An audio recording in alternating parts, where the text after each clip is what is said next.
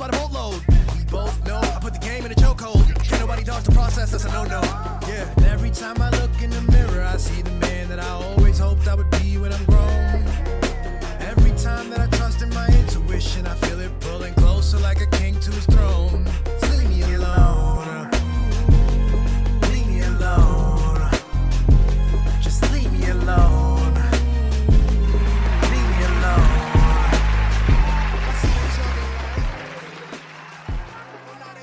Turn my mic on. What up, what up, what up? Welcome, welcome. It's episode 129 on How Billy Sees It, and we have a very special show and a very special guest. Someone we had to try to get on the show for a bit. We finally got him. Finally got his ass. Brian Kwoba, get out here. What's up, man? Hey, what's up, y'all? Finally, I'm here. Sorry, it took a while. No worries, man. We timed it up perfectly, actually, because now your book is out, and we can Yes, talk sir. about it. Absolutely. And we're going to get into that over the course of the hour. Oh, snap. We lost Brian already. He's back. There it is. Just wanted to show this so people can see it's real, it's out, it's in the world. What's that subtitle? Forbidden Genius of Black Radicalism. Love that. Love that. Let's get into that right away. Let's get into the forbidden genius of Black radicalism. Actually, I wanted to get into some like topical stuff first, but I think we can all kind of meld it together. Why'd you pick that title, that subtitle for Hubert Harrison? So, Harrison had an extraordinary mind, and he put it to use learning as much as he could, about as much as he could. And he had this encyclopedic knowledge that he would share with people. He also happened to be, radical and a socialist and an anti-imperialist, which I'm sure we'll get into more later. So that's the Black radicalism. And the genius part is things other people said about him, like Harlemites who knew him, who worked with him in close settings. And then the forbidden piece is the way in which his example and his legacy is unsettling for a lot of the dominant narratives, not just of the mainstream, but of oppositional formations, the Socialist Party, the Garvey movement, the so-called Harlem Renaissance to some extent. He kind of exposes some of their weaknesses or blind spots, and so they never wanted to memorialize him in their origin stories or in their histories. So that's why I cast him as the forbidden genius of Black radicalism, because there's a kind of forbidden nature to radicalism in general. But here we have the radicalism of a Black genius. And it's high time we reclaim him, because his ideas are quite relevant to the current world we're living in. I love that. I agree with a lot of what you said. And before we get even further into Hubert and into the book, could you ground us in you, in yourself, who you are, and what brought you to write this book? Yeah, sure. So I have a dual heritage. My dad's side is from Kenya, and my mom's side is white American of British descent. And so, and I go to Kenya quite a bit nowadays, usually about twice a year. So I've always been sort of thinking a lot about questions of identity and belonging, of race and racism, racial inequality, and what it means to have these identities as an African American and as a Kenyan and an African. And by the time I got to sort of college age, that's when I really started to have a political awakening. I really wasn't political before my undergraduate days, really before my senior year of undergraduate. Really? Yeah. What was your major? I was a philosophy major at Cornell. Yeah, and I went to Cuba in the summer between my junior and senior year to study music primarily, but among other things, the experience ended up sparking a kind of political awakening for me, which I talk about in the book, in the preface. I talk about how, I witnessed a society that I was told was the polar opposite from the United States. Communism, quote unquote, as against capitalism. But what I found in my lived experience in Cuba was a very class divided society. I was staying in the high rise apartment of a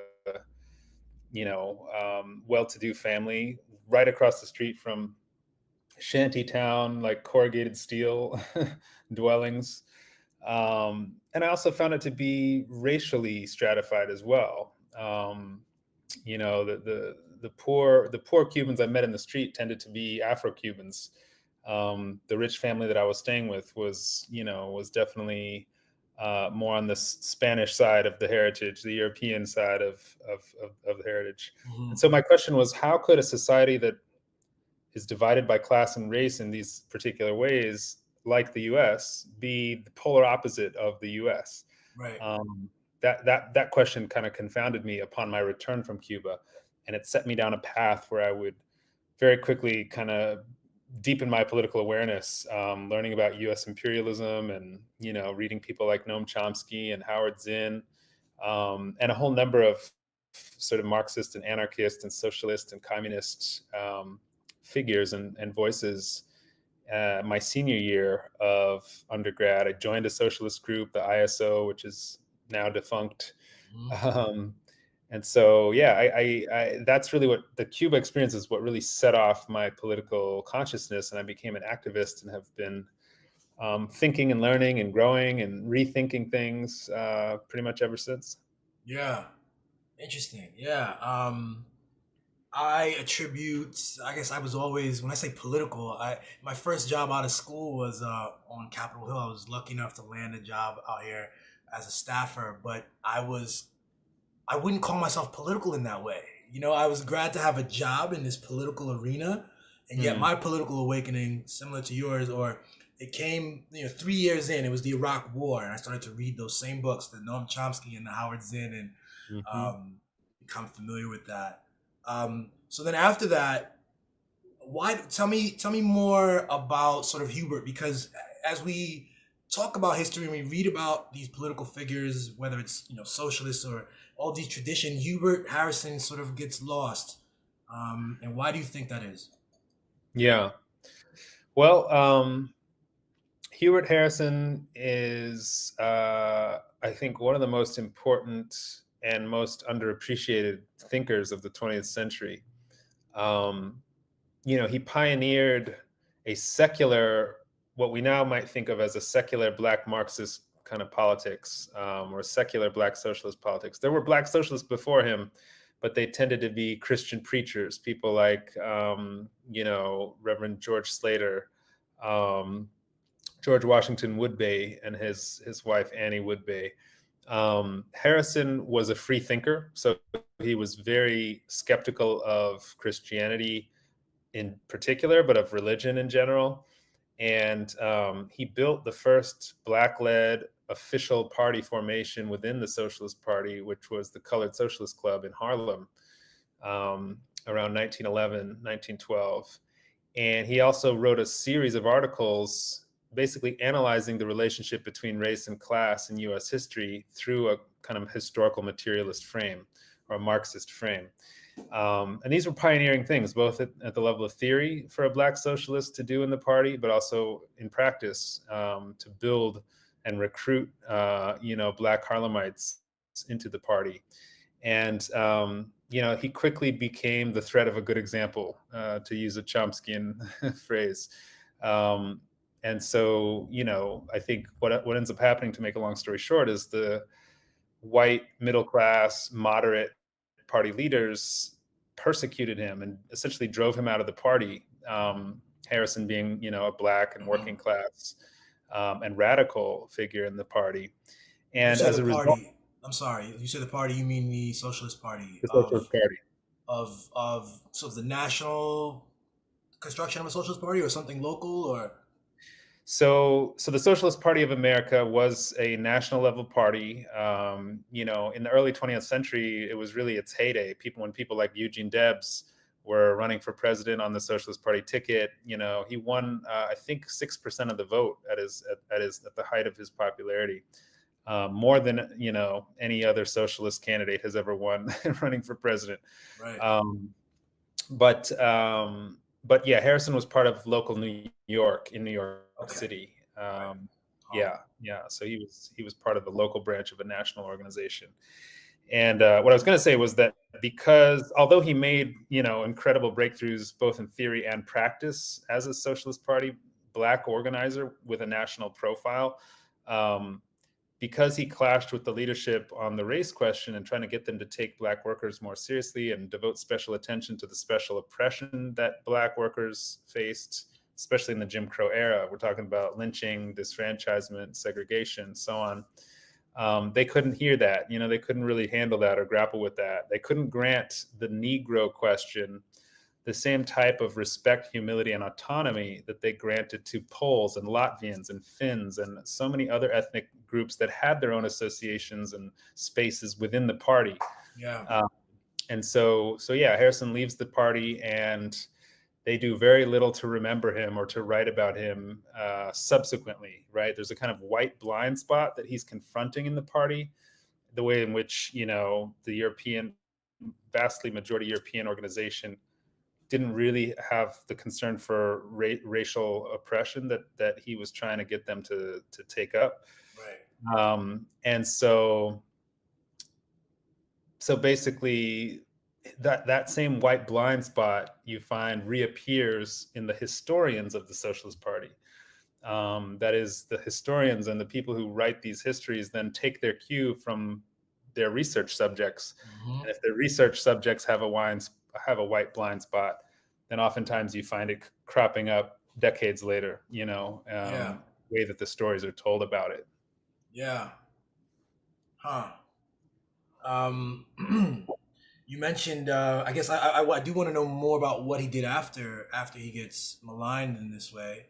Yeah. So that's where things get really interesting, because after he leaves the Socialist Party, he basically devotes himself to Black communities. Right. He tried his best to work with white radicals and found them to be on the same white supremacist vibe as white liberals and white conservatives. Mm-hmm. And so he decided he would commit himself to organizing, with and amongst Black communities in Harlem, his home neighborhood, New York City.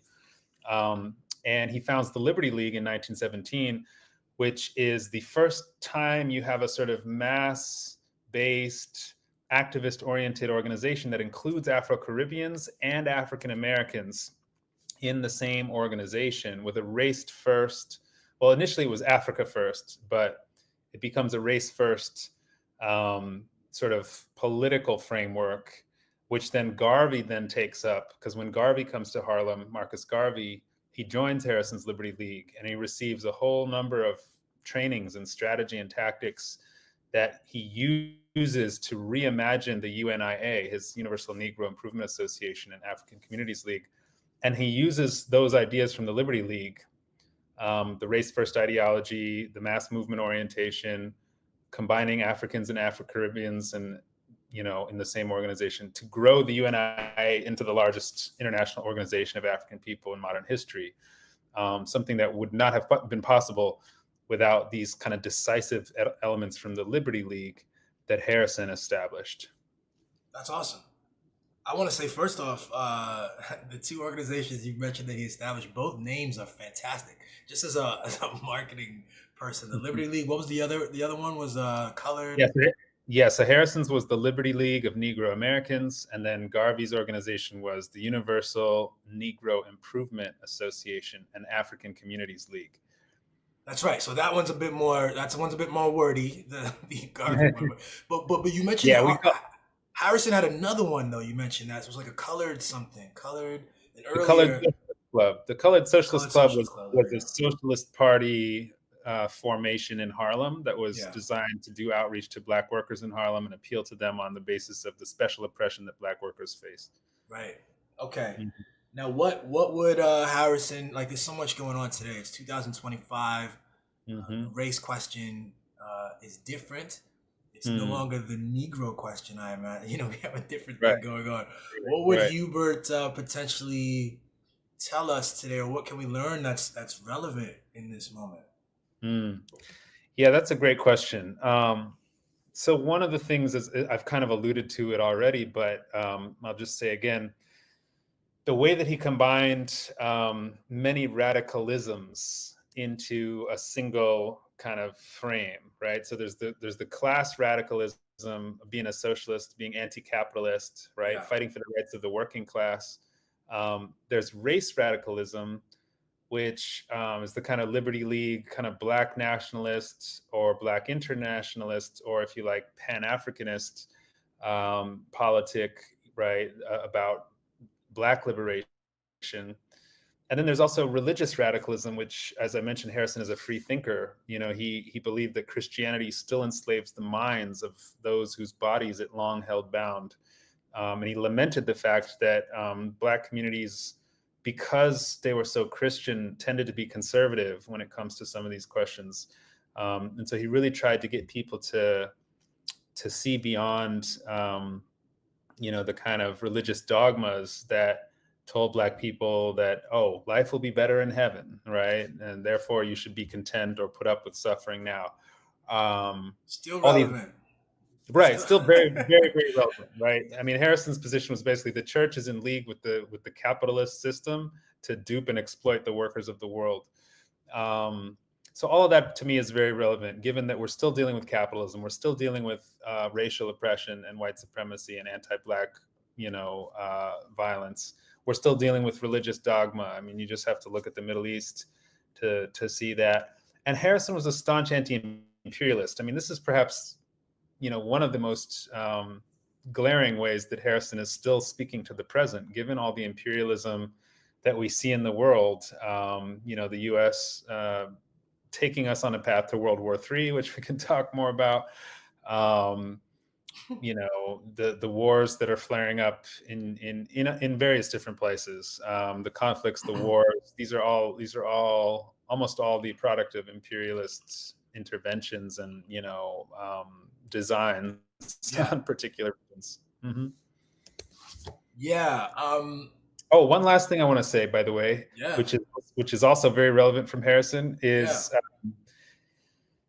Harrison's what had what I call a Black free love politics. So he was deeply concerned and thinking about sexual liberation as part of a larger liberatory project in terms of liberation from capitalism, white supremacy, imperialism, and all the rest of it. Yes. He saw compulsory monogamy as part and parcel of that larger structure of oppression. And he denounced church and state repression of sexuality. He gave, as far as I can tell, the first sort of public-facing series of lectures on sex education in African American history. And he explicitly defended free love and a love style based on variety and freedom, on the grounds, in part on the grounds that we are not monogamists by nature. Yes. And this is an extraordinary and unusual thing to do at that time, given that it's the Jim Crow era, right? Black men are being lynched just because of the supposed sexual threat that they pose to the purity of white women. Mm-hmm. And not to mention the Comstock laws, which had criminalized all manner of sex-related speech and art and literature. And of course, the role of the church with its puritanical sex-negative morality. So for Harrison to come out as a Black free lover in this context is really almost unspeakably unusual, but very generative, very, very interesting, generative. And I think something that we still grapple with right now in terms of, homophobia, anti-trans, politics, all kinds of ways in which compulsory monogamy still rules the day, right? Whether that's natural for humans or not. It's something that I think remains a kind of under-theorized and under-interrogated structure that we have that is part of this larger structure. Absolutely.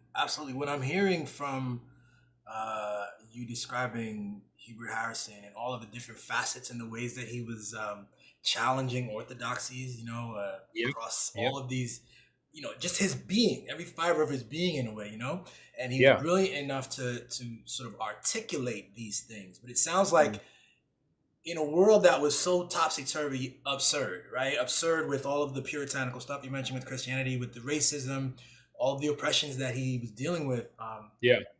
he picked stuff, and then he kind of attacked it. He was sounds like he was very deliberate, and attempted to give language and thought to like how to remove oneself and detach from a number of absurdities in our society. Yeah, absolutely.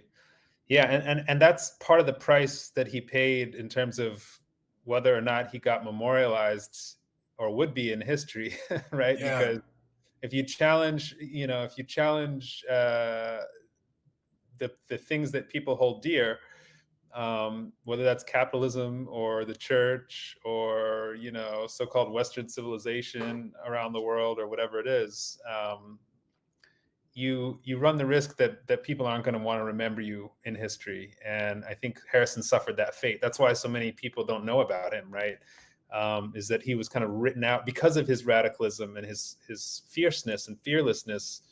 He was basically written out of the history, such that most people have never heard of him today. And that's why I wrote this book, right? Is to really reclaim him, or to contribute to that project of reclaiming him for a new generation, and letting his voice and his influence and his insights, deep insights into so many structural problems that are still here, be heard again. yeah. Well, I think it's excellent. I intend to get the book myself and get deeper into Hubert Harrison. I've only kind of loosely heard of him before, and some of these things, ring really true and important to me. Everything the capitalist critique, racist critique, the free love concept. You know, um, I wonder sometimes about like, because I as a someone who does art and politics and philosophy myself, I have this, I was raised on this, like the idea of pick one thing, pick one thing, and it's Mm. inspiring to hear someone who's so renaissance and so bold at a time Mm. when I think it was probably a great deal more risky to be bold. Oh yeah, definitely, definitely. Yeah, I mean, Harrison was a lynch mob survivor. There was a time he was speaking uptown Manhattan to some Irish Catholics, and he used to do street corner speaking, right? He would Mm. literally go out on a street corner on a step ladder or a soapbox, as they sometimes would call it, Hmm. and speak to the people. Speak to the masses. He brought his knowledge. He believed knowledge shouldn't be cloistered in the universities and the ivory tower, but had to be brought to the people. Yeah. And Harrison was not in or of the academy. He was literally in and of the people. And so he brought his knowledge. And there was a time he was speaking to Irish Catholics uptown, outdoors, and he started laying into to Christianity and the church and religion. And um, they attacked, and they ended up attacking him. And he took a table leg. He took the leg of a table and like literally fought them off, armed self-defense with a table leg to survive. Right. He escaped. He got into the subway, got out of there. Um, but it shows you one example of the kind of risks that he was willing to take, Yeah. as a truth seeker. What a shame. Sometimes if we can parlay a little bit into the present moment, I look around at the world, and you hear all of these. I don't know if it's uh, a bias towards the present, but we have this sense that the world is uniquely stupid and Mm. uniquely absurd and uniquely Mm. bad, and I Mm. have to sometimes remind myself that I don't think that that's the case. I think that our ancestors and the people from this period had to deal with insane absurdity, from very confident people, just as confident as our current leaders. Yep. Um, Yep. what do you think about that? Does that help? For me, that helps me. That context helps me go, okay, we can navigate this just as they did, and we can survive. We can thrive. Yeah, absolutely. I mean, one of the clear parallels between Harrison's world and ours is this question of the billionaire oligarchs, right? Today, we see people like Bernie Sanders, talking about, and trying to raise awareness about this problem. But in Harrison's day, you had very similar inequalities, right? And you had billionaire oligarchs like John D. Rockefeller, Andrew Carnegie, J.P. Morgan, right? The so-called robber barons of the Gilded Age. They were the billionaire oligarchs of that day. And like the ones today, they presided over extreme inequalities, in terms of the capitalist power that they had, the amount of capital they had, right? Right. And being global corporations like Standard Oil that John D. Rockefeller owned was a global oil corporation and had interests, quote unquote, all over the world, which is part of the lead up to World War, right? So that's another parallel with Harrison's world and ours, is the way in which imperial powers jockeying for position leads to war, leads to imperialism of the kind that we're seeing erupt on Iran right now with Israel and the U.S., bombing Iran. These are some of the parallels that I think are really, really obvious. And so when you look to somebody like Harrison, you realize, first of all, that some of this stuff is not as new as we think it is, right? There are structural continuities to the system as much as it has changed or reformed on a surface level. Yes. There are certain deep structural features that are the same. But number two, there's a lot we can glean there's a lot of lessons to glean and learn from the generations of folks who struggled against these systems before, right? And I think what Harrison has to offer is a real powerful method to get back to something earlier you said, not focusing just on one thing, right? But actually seeing a more complex totality of features and factors and systemic injustices that kind of interlocking or working together. Yeah. So I just wanted to share a quote from the book from Harrison that I think captures something very powerful about his way of approaching the world. And so he's speaking to young people here, and he's talking about education and how the youth can get the kind of knowledge that is power. And he says the task of young people was to get education, quote, not only in school and college, but in books and newspapers, in marketplaces, institutions, and movements. Prepare by knowing and never think you know until you've listened to 10 others who know differently and have survived the shock. So I love that idea that, like, if you think you know something, test it against 10 other different positions or people who know differently and see if you survive the shock of that. If you survive the shock of that, it means you know it pretty well, right? Yes. Because you've been able to respond to like 10 different other ways of knowing, and you've come out like your thesis is solid, or whatever it is, still holds. Yeah. That's the kind of methodology that I think is increasingly important in a time when you have a lot of misinformation and disinformation. You have a lot of kind of, surface level interpretations or depths of knowledge that you get in the media about this or that topic, right? So anyway, this is a very Harrisonian thing to like prepare by like taking it all on, right? Read 10 different books on a subject, and then you'll really know a lot more about it. I love that. That's something I don't say it quite that way. That was beautifully put in a quote, but like I do think part of our work in this moment, with all of the misinformation, I also feel like there's just so much confidence at the same time. And so I'm also like, part of what I take on in my work is to try to undermine our sense of confidence, like undermine the knowing. Like, you don't know what you think you know. And the things that you think, the narratives that you've put together are inaccurate. And some of them are going to be just slightly inaccurate. Some of them are going to be grossly inaccurate, but that words themselves put things in a realm that are separate from the depth of what is. And so it's troublesome, because I think with AI and with like Google and all of these apps that we have, there's so many people, younger people, I can't imagine being 15, 13 at this time. Like, the sense that these apps will produce answers for us is a strong one, instead of what I think the truth is, which is that we have to really engage. You have to actually love truth. You have to love truth. You have to love it so that you can interrogate it and like really want it, not just the simple surface thing that you get. Yeah, definitely. Yeah, the truth doesn't come easy. And I think that it's interesting that you put it that way, because I'm realizing now that what happened to me after my trip to Cuba was I really became thirsty for the truth. There were these questions that I couldn't answer Like, why, if the US and Cuba have these similarities, why are their governments so at odds with each other? Yeah. Right?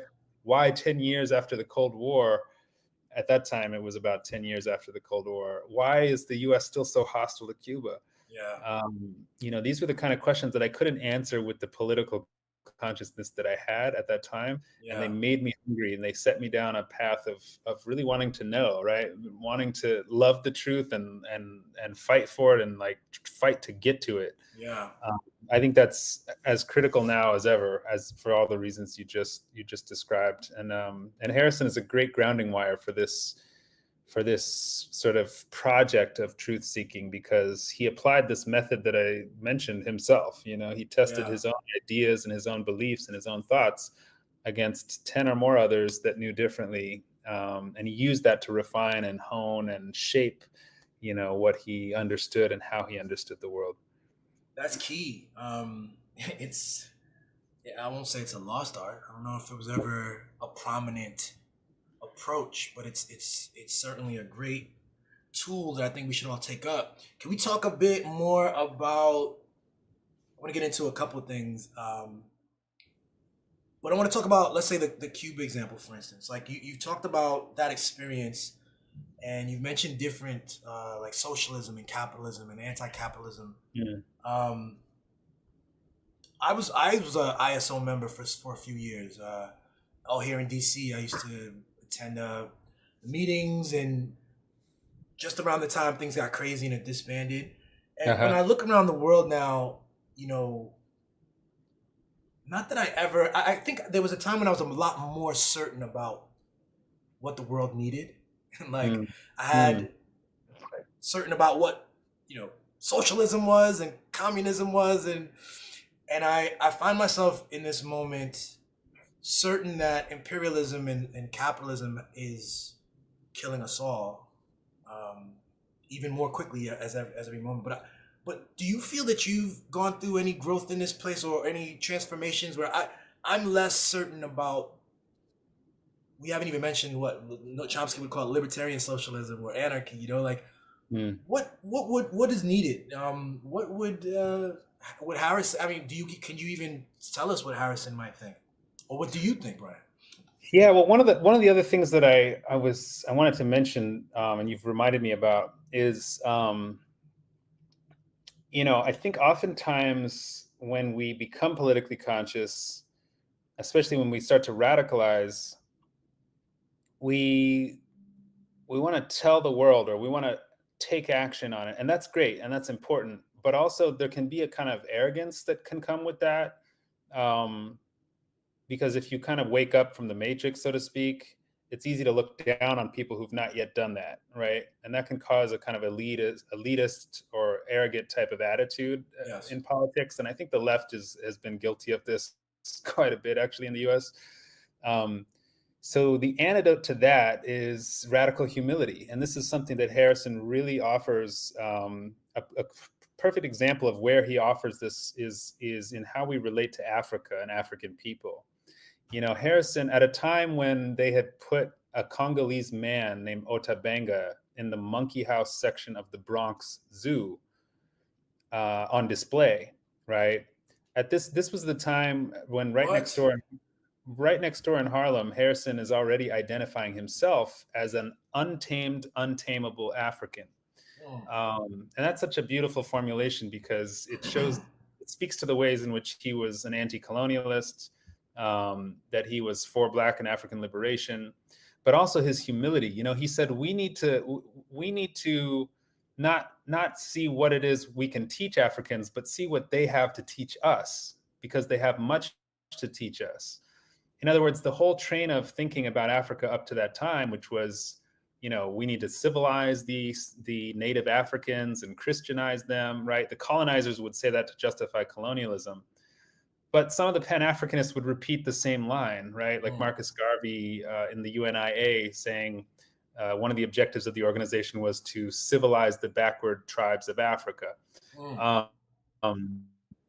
So this type of rhetoric, paternalistic rhetoric, civilizationist rhetoric, Harrison completely rejected. And because he studied Africa deeply, because he remembered his upbringing on the island of St. Croix in the Caribbean, which had a lot of African sort of cultural and even fruits and veggies and things that had survived, that were people were growing on the plantation that he understood were things that also West Africans were growing, right? Like he had this African consciousness, and he was able to come at Africa and Africans with respect and humility. And I think that's something that, progressive people, radical people, like we need to be more humble. We need to, as Kendrick says, sit down, be humble. Like that's I think something that is really important if we want to connect with people, right, and build the kind of organizations or movements or awakenings that we're going to need if we want fundamental change, structural change.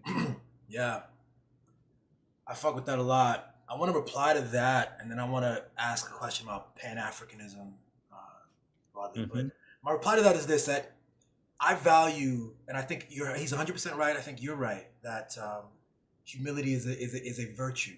I think that the world is overrun, frankly, by men who lack humility, people who are quick to use labels and words, and they think they understand what they're looking at. Without understanding the complexity. So I think that's important. And I also want to say though, I in recent years, as I've been working to figure out my voice on this podcast and with my art and things that I do, I've been actively working against a certain kind of humility. So I want to preserve. I don't want to throw away the baby and the bathwater. I want to preserve a humility that allows me to see the world accurately, right? And then I've been pushing against, as a Black man, a kind of humility that I was raised up in, which taught me to speak less and to work hard to be 3 times better than the white guy, and in order for me to posit my own ideas and to speak more clearly myself, I've had to push back against a kind of humility. And I've been finding opportunities to talk about this, and I wonder what you think about that. Yeah, that's really interesting. Because there's a humility that's imposed on us as Black people, right, by the discipline of anti-Black violence and racial oppression. Negroes who get too uppity get dealt with, right? Yes. Whether it's a rural lynching in the Jim Crow South, or Dr. King and Malcolm X being taken out by the state, whether it's in a modern sense, the prison industrial complex, right? Police violence. These are things that humble us as Black people because they're just brute force, and we are on the receiving end of that racial disciplinary system. I think that's a different kind of humility from the one that I'm talking about, obviously, right? Which is like what we think we know about the world. And I think especially as people who are, I think scholars especially, tend to be arrogant and elitist. And it gets to the class question, right? It's like, how are we going to have a working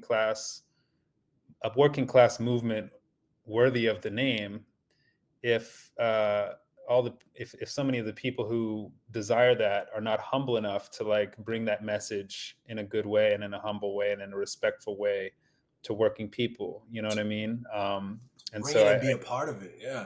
Yeah.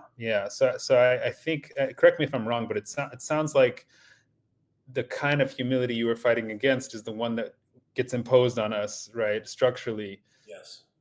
Versus the kind of humility that, as conscious, free-thinking people, we need to exercise, not only in terms of how we approach others, but how we approach our own learning process, right? Because you can't learn anything if you can't learn that much if you're not humble, right? If your cup's already full, absolutely, your knowledge is going to stagnate because you think you already have everything.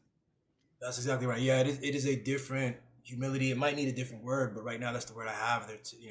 And I think that distinction's right. And I want to just posit that the challenge is it's not just imposed on us from people who hate us. These are things that can be passed down in our cultures, in our families, ways of like being that are rooted in fear and rooted in Yeah. that oppression, and we have to Yeah. sort of unlearn new ways to be and to take up the mantle to be our fullest selves, you know. And I think Hubert sounds to be Yeah. an expression of that. Definitely. Definitely. Yeah. Absolutely. And that speaks to some of the intergenerational trauma that we experience. Right. Is that there's a way in which, you know, oppression oppression can be transferred down the generations, or even our own image of ourselves, our self-esteem, right, Facts. can be damaged in ways that get transferred from our grandparents to our parents, or from our parents to us, Yep. or from us to our children, if we don't heal that and, overcome Absolutely. that.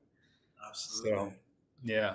You mentioned Pan Africanism. So, in the 2025 context, I mean, um, during my time at the ISO and in school and in grad school, I felt that Pan Africanism still was generally, it had its it had a groundswell, it had a general understanding. I'm 42 now. I might be, I don't know. I have circles who are Pan African and who understand that word means something. But I think in general, my take or my sense is that word and the spirit has lost ground, in the public domain in terms of Black people's understand their connection to Africa, Black Americas. What do you think about that? Yeah, I mean, it's sort of like Black Power in that regard, right? If you compare 2025 to 1968, Yeah, yeah, Black Power might seem like an anachronism, or something that's almost extinct. But it doesn't mean that that doesn't mean that the idea is not still very relevant, right? Or that the forces that produced that are not still with us. And so, yeah, I think Pan African, if you compare now to the 60s and 70s, which was more of like maybe a golden age of Pan Africanism, when you had the Kwame Nkrumahs and Amilcar Cabrals and Thomas Sankara and these kind of like figures that came to symbolize the Pan African struggle. Winnie Mandela, in South Africa. We're at a much lower level of that now. The first example that comes to mind when I think of it now is Ibrahim Traore in Burkina Faso, because he's taking some steps that previous Pan-Africanists have taken in terms of trying to nationalize the gold resources of the country, right? Building up sort of national industries, building up education in the country, rejecting the French, rejecting imperialist military bases in the country, or foreign control in general, right? Whether military or otherwise. And of course, there's an alliance of Sahel states. So it's not just Burkina Faso, but it's Mali and Niger as well. And they're setting an example, I think, that many other African countries could potentially follow. But the problem is most of the continent is living under one sort of neo-colonial regime or another, that is reproducing all the power inequalities that colonialism did. So so Pan-Africanism has to be reimagined, I think, as a project from below and from working people, from ordinary people, right? A people's Pan-Africanism, because otherwise you end up with leaders who can sort of talk a Pan-African rhetoric, even if they're corrupt and looting, their countries, and doing any number of things that are repressing their own people. yeah. So yeah, it's a very relevant idea, but one that has to get more on the ground organization and traction to actually be brought into existence. I do see glimpses of it, but I agree that we're not where we were maybe Yeah. in the time of our parents' upbringing. Yeah, even Yeah. just, I mean, you mentioned how what's the word I want to say here? To take a word, you can appropriate a word like Pan African, or you can say some of the buzzwords, and Hmm. it's a testament to the popularity of an idea, concept, when the politicians want to use it, even if it's not genuine. Yeah. Yeah. My what I'm looking at too is just, I mean, in the American context, the Black American identity, um, I think, has pulled further away from that connection to Africa, and in for I've worked with some campaigns to try to, like, obviously the Burkina Faso question is very interesting. There are other conflicts in North and Western Africa that I just find it very hard to get people to get down and care. It's just a different time, I guess. There's so many distractions, so many things going on. Hmm. Yeah, I mean, there's glimpses of this in the realm of more I would say in the realm of culture than of politics, right? So we have, for example, Ryan Coogler with the Black Panther films, which Hmm. both the first and second, I think, were moments where African Americans could kind of celebrate their African heritage and did, visually, aesthetically, culturally, in terms of those events. Right. Another example would be like Afro beats, right? And the way in which music from the continent is kind of beginning to make inroads into the US consumer market. And Yes. people are listening to Amapiano and listening to Burna Boy and listening to, like, a very African based sound. But obviously there's a difference between like cultural things and like political things, right? I Consciousness. agree Yeah. with you that people are not politically connecting the struggle of African Americans to the struggle of Haiti, Yeah. or to the struggle in Burkina Faso, or to the struggle that is going on in South Africa and things of that nature.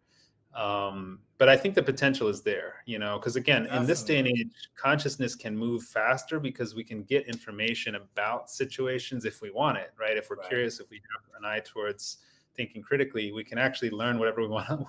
Whatever we want to learn. Yeah. So I mean, I think that's part of the work of this book is to try to show people, right, that Harrison is an interesting figure because he's born in the Caribbean. He moves to New York as a teenager, lives the rest of his life there, but he identified as an untamed, untamable African, and he offers us a model for thinking about Africa in a different sense, right? Not just in a geographic sense, but in like a consciousness sense, like it's part of. I mean, something that others like Garvey and Malcolm X and so many people would take up as well. Yeah. Um, but the way Harrison does it, I think, is unique because he's humble. He's studying African civilizations and ancient African history, and he's linked up with Arturo Schomburg, the famous book collector, who the Schomburg Center in New York is now named after one of the premier research institutions. Shout out to the Schomburg. I actually did a fellowship there a couple of years ago. But this idea of Black study, right? What we now call Black studies, or Africana studies, that's part of it, and I think that's part of why they don't teach Africana studies in most K through 12 systems, because they don't want African Americans, or anybody else for that matter, to develop a real identity and solidarity and connection with the motherland. Because Correct. at the end of the day, that is the thing that can really liberate the world, right? I mean, the military hardware, for example, that is being used to destroy Iran or Gaza, all of that depends on rare earth minerals that come out of the continent. And I just saw a news report yesterday about how China is basically slowing their processing of raw materials in ways that are making certain Israeli jets, like they're not able to, um, or certain missiles or whatever, they're not able to reload them on the same pace because they depend on a mineral that comes, via China from Africa. And in other words, if the Congo had a general strike, Yeah. you could literally shut down perhaps the world. electronic electronics making, the making of iPads, phones, laptops, computers, right? All the things, all the modern technological things, jet engines, Yeah, missiles, weapon delivery systems, all these things that depend on rare earth minerals, would it literally be ground to a halt, you know? So it's an interesting way of understanding like the power that Africa has in a modern sense, and why it's necessary for us to develop political yeah, relationships political. with our Yeah. brothers and sisters across the ocean, because we could actually be more powerful if we did that. I agree. I have a small group of friends that have moved to Africa in the last couple of years, and I love seeing their updates. They all seem excited, and they Mm, it's a totally different life. South Africa, Kenya, Ghana, and mm, happy for them. I think one of the challenges with the just these this political consciousness is, I think, in the Black American context. There's been generally a buy-in of this kind of hyper individualism, the capitalist individual as the center. yeah, yeah, Um, I think that that's bad for a number of reasons, politically and socially. I think that the hyper individualism and the capitalist exploitation of difference has manifested in gender, has manifested in the gender wars and in our relationships, which brings us yeah, back to Hubert again. yeah, definitely. I think that, and that's why I think, I personally, I've been someone I've identified as a non-monogamous person for, you know, almost all of my adult life. As a kid, I always kind of had a sense. I was like, these people hate each other and they're in relationships, and there's all these problems. Everybody's lying over here, and maybe Yeah. maybe there's something else. And I remember constantly being told, no, there's nothing else. What are you talking about? Um, but no, there's Yeah, something else. yeah, yeah. Yeah, well, I can say about that, one of the sort of challenging things, but also very rewarding and generative things about studying Harrison's free love politics is that I realized that, like, here's a very interesting question. Why is it that monogamy has remained why monogamy has received so little in the way of systemic or sustained interrogation from radicals, from revolutionary, not from liberals and conservatives, from people who claim to be radical, Mm. right? We critique capitalism, we critique imperialism, we critique white supremacy, but then when it comes to monogamy, suddenly there's like silence and it's taboo. Mm. Um, I think what that means is that this is actually a whole new area, a whole new frontier for radical thinking. Because the two places where you might expect that that thinking had already been done, namely Black feminists, radical Black feminists, or queer studies, Black queer theory, right? Neither of them have actually really undertaken any sustained or systemic interrogation of compulsory monogamy. Mm. And and it's not because it's not in their history, but I think it's in part because that history has been sort of hidden, right? Because Hubert Harrison, for example, right, is a figure in the history of the free love movement, in particular Black free love politics, or what we now think of as, ethical non-monogamy or polyamory.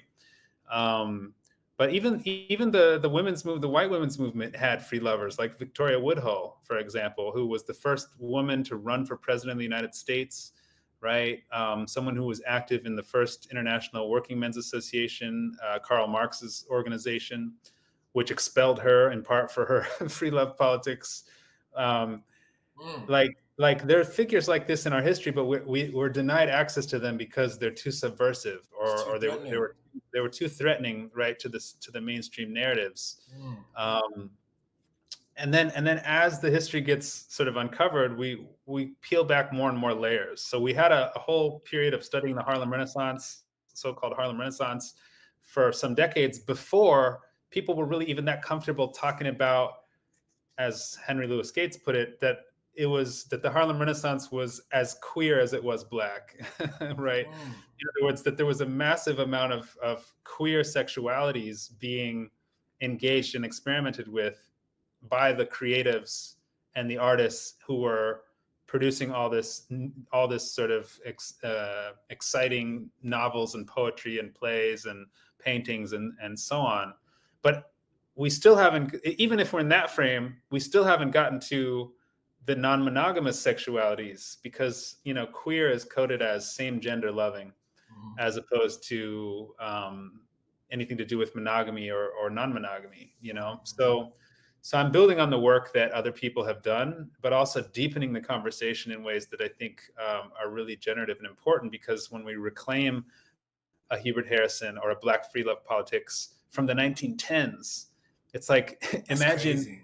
yeah, it's like, imagine what is possible now, given all the research and all the studies and all the, I mean, you take a book like Sex at Dawn, which is a modern book, talking about how we're not monogamous by nature. And you just realize, like, wow, we missed out on, like, it's like a lost century of sexual liberation. Yeah. But there's always potential to go further and take things deeper. So I think that's really what I'm trying to do in this book. Dope. Yeah. I mean, yeah.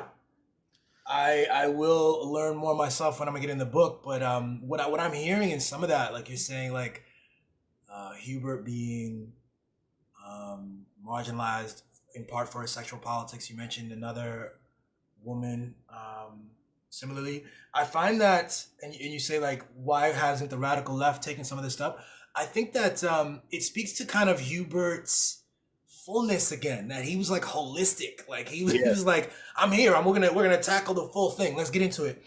And I think that that's important, I think that that's important. I think that sometimes our discourse, sort of my theory is the nature of narrative, it produces separations, and one of the ways we separate is, like, there's this political realm, we talk about these things that are political, and then there are these things outside of the political.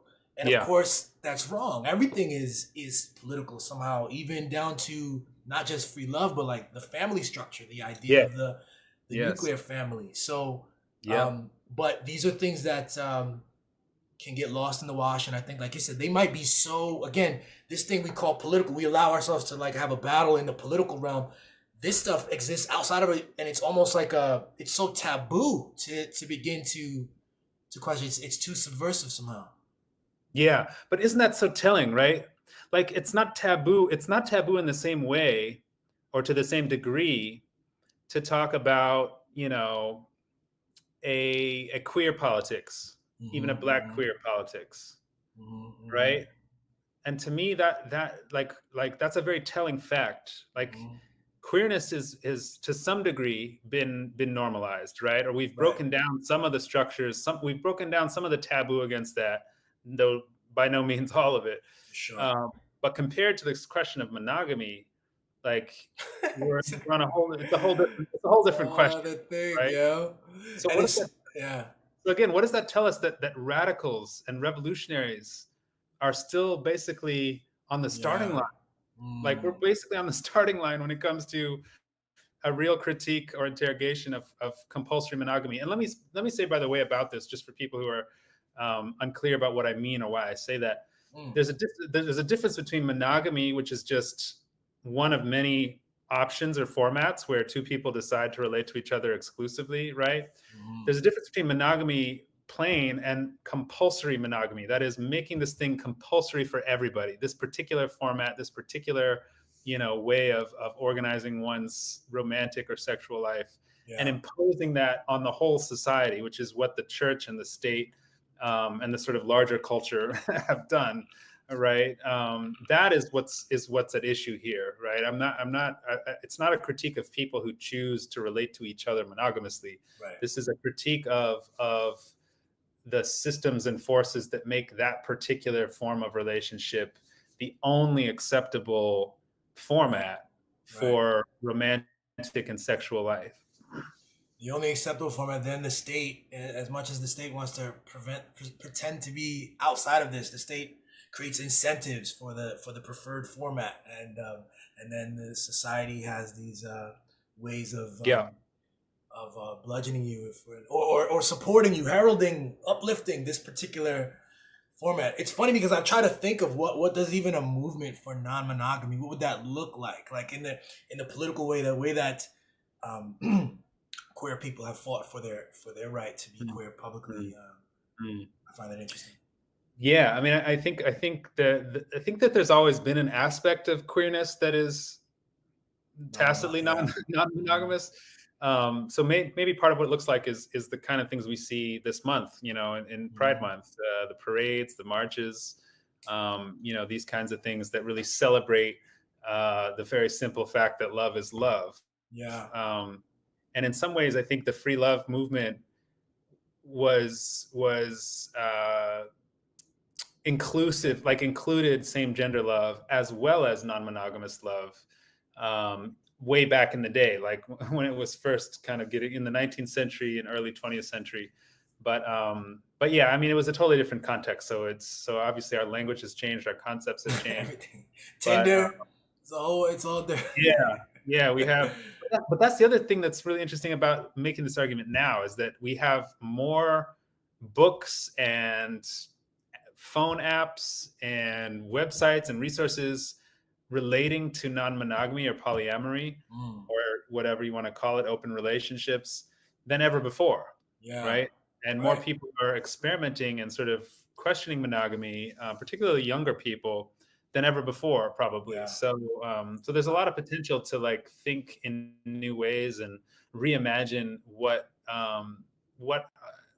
a good and healthy kind of a natural way of being would look like. Yeah. And as Jennifer Nash says, I quote her in the book at the beginning of my chapter on free love politics. She basically says, can we really imagine Black political liberation without Black sexual liberation as a part of that? Hmm.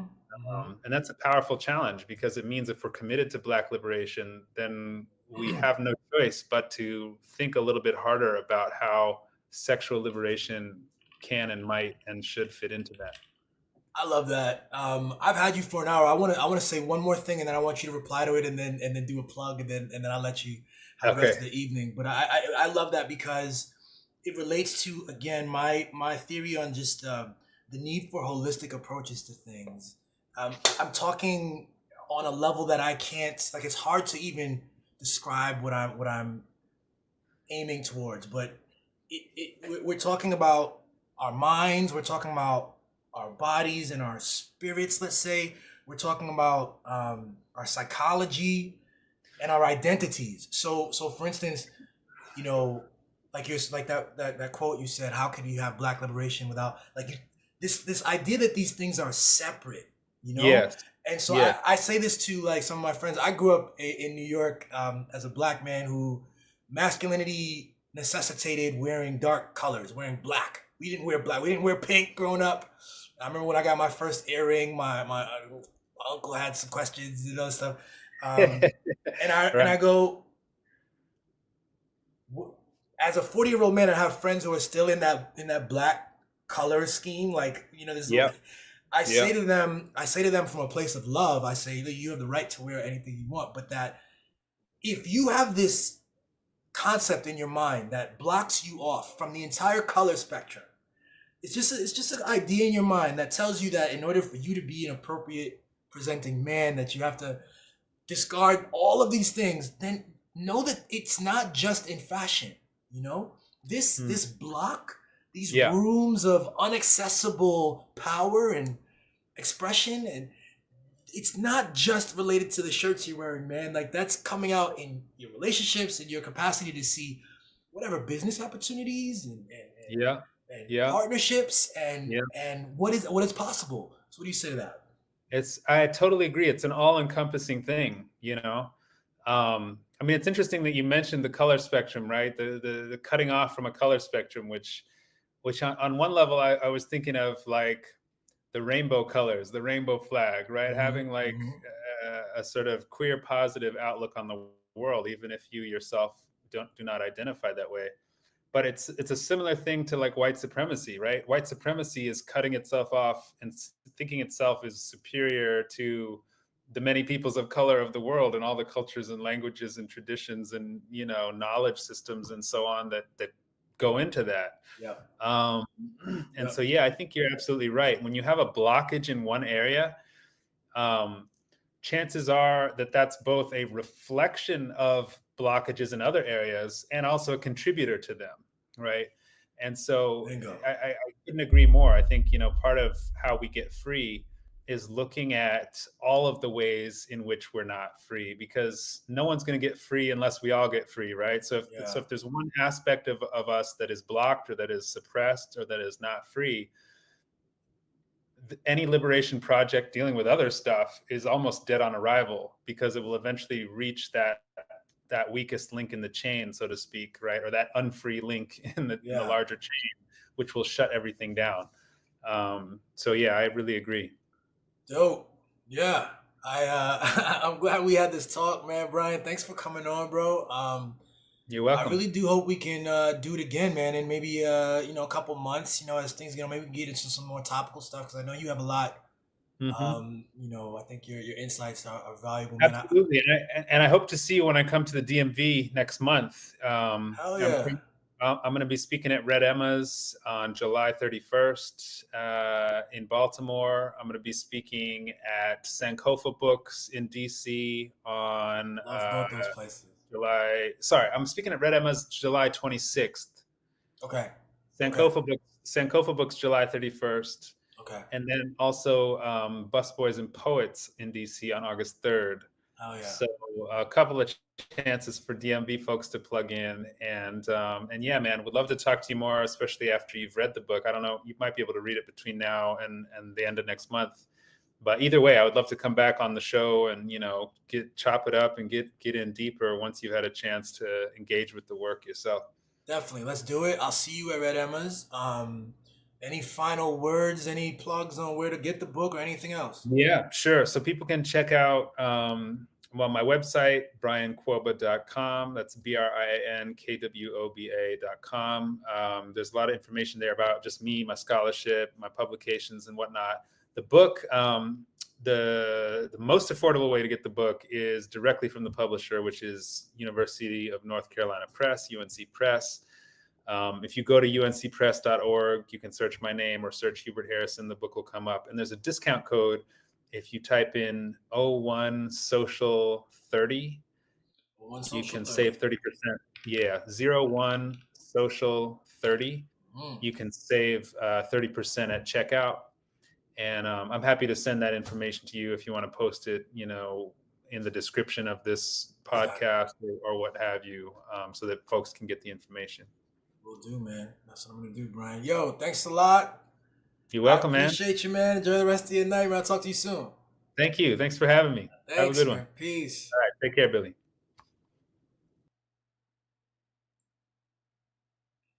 That was a great conversation with Brian Kwoba. I really appreciate that, man. That was great. That was fulfilling, and at the same time, it feels like we just hit the tip of the iceberg. I know there's a great deal more. So I'm looking forward to talking to him again. He mentioned a few things, so check him out. Check Brian. Is a really intelligent and insightful brother, and I'm glad he came on.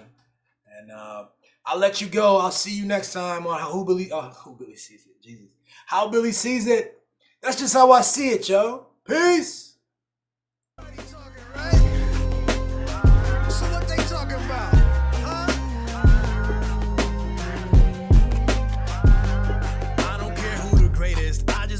Stages. I hope that your mind expand on what's possible when you play this. Hope that you choose your favorite. Trust on your path, you gon' have to prove your patience. My story's sacred, I move through the pages.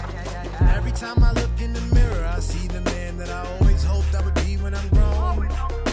Every time that I trust in my intuition, I feel it pulling closer like a king to his throne. Why don't you just leave me alone? Just leave me alone. Just leave me alone.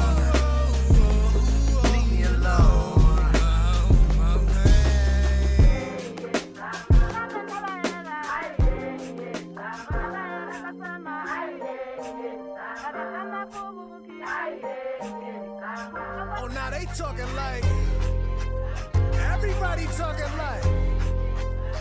So what they talking about? Huh? It's giving big bang energy. Nah, not my level, I got no enemies. Used to worry about penalties. Flip the story, I've been at ease. Old definitions, I set them free. Now I'm living to better me. Propaganda's unsettling, and my pen is the remedy. Yeah. And every time I look in the mirror, I see the man that I always hoped I would be when I'm grown. Every time that I trust in my intuition, I feel it pulling closer like a king to his throne. Why don't you just leave me alone? Leave me alone. Just leave me alone. Leave me alone. You see me talking like, well, now they talking like, everybody talking like, well, now they talking like, everybody talking right. So what they talking about? Talking like, I see them talking like, well, now they talking like, everybody talking right. Leave me